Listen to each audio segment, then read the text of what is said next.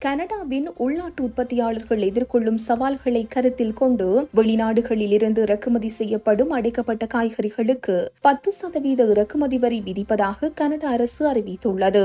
இந்த புதிய வரி விதிப்பு உடனடியாக அமலுக்கு வருவதாக கனடா நிதி அமைச்சகம் தெரிவித்துள்ளது.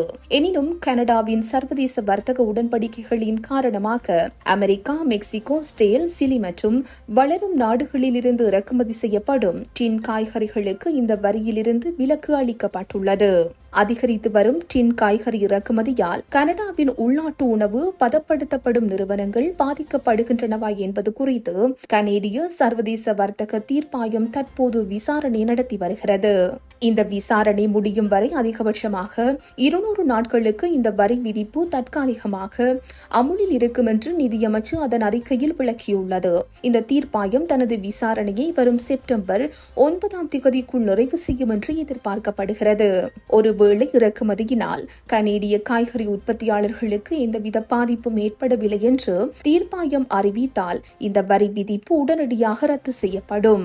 இந்த தற்காலிக பாதுகாப்பு நடவடிக்கையின் மூலம் எங்கள் நாட்டின் டின் காய்கறி துறைக்கு தேவையான நிவாரணங்களை வழங்குவதோடு மட்டுமல்லாமல் கனேடிய மக்களின் உணவு பாதுகாப்பு மற்றும் நியாயமான விலையில் உணவுப் பொருட்கள் கிடைப்பதை உறுதி செய்யும் ஒரு சமநிலையான அணுகுமுறையை மேற்கொள்வதே எங்கள் முக்கிய முன்னுரிமையாகும் என்று நிதி அமைச்சர் குறிப்பிட்டுள்ளார்.